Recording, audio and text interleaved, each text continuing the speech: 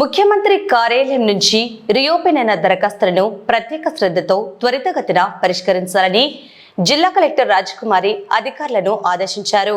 సోమవారం కలెక్టరేట్లోని పీజీఆర్ఎస్ హాల్లో నిర్వహించిన ప్రజా సమస్యల పరిష్కార వేదిక కార్యక్రమంలో ప్రజల నుంచి వినతులను స్వీకరించారు. ఈ కార్యక్రమంలో డిఆర్ఓ రాము నాయక్, పీజీఆర్ఎస్ నోడల్ అధికారి ఉమా మహేశ్వరి తదితర జిల్లా అధికారులు పాల్గొన్నారు. అనంతరం కలెక్టరేట్లో ఘనంగా మహాత్మా బసవేశ్వరుల 893వ జయంతి వేడుకలు నిర్వహించారు. ఆయన చిత్రపటానికి జిల్లా కలెక్టర్ పూలమాల వేసి నివాళులర్పించారు. ఈ కార్యక్రమంలో డిఆర్ఓ రాము నాయక్, టూరిజం అధికారి విజయలక్ష్మి, జిల్లా పరిషత్ డిప్యూటీ సీఈఓ సుబ్బారెడ్డి మరియు ఇతర అధికారులు పాల్గొని బసవేశ్వరుల సేవలను స్మరించుకున్నారు. ఈ సందర్భంగా కలెక్టర్ మాట్లాడుతూ రాష్ట్ర ముఖ్యమంత్రి మరియు ఉప ముఖ్యమంత్రి స్వయంగా పరిశీలించి రీఓపెన్ చేసిన దరఖాస్తులపై అధికారులు ప్రత్యేక దృష్టి సారించి వేగవంతంగా పరిష్కరించాలన్నారు.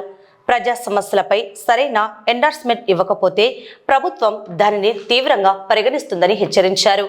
ప్రతి దరఖాస్తును బాధ్యతాయుతంగా పరిశీలించి సమగ్రంగా నివేదికలు సమర్పించాలని అధికారులకు సూచించారు.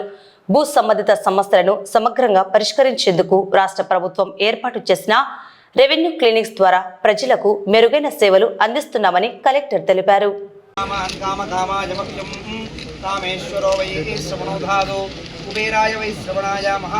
విశ్వగురు శ్రీ బసవేశ్వర జయంతిని ఈరోజు మనం దేశవ్యాప్తంగా కూడా సెలబ్రేట్ చేసుకుంటూ ఉన్నాము.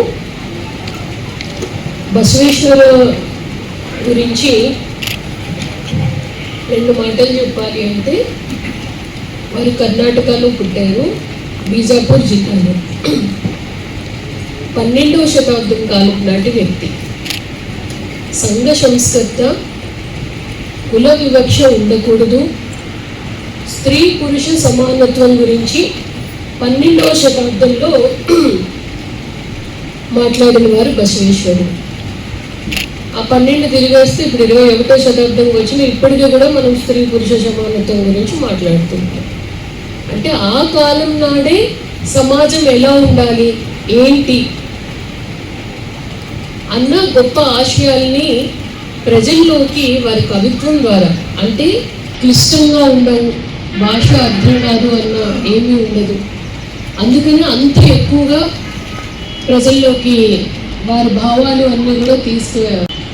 ఇప్పటికి కూడా వారి లింగాయత్త సంప్రదాయాన్ని పాటించారు. ఇప్పటికీ కూడా మనకి ఎక్కువగా శ్రీశైలం బ్రహ్మరాంబమ్మ, మల్లికార్జున స్వామి వారిని దర్శించుకోవడానికి ఎక్కువగా మనకి బీజాపూర్ జిల్లా నుంచి వస్తూ ఉంటారు.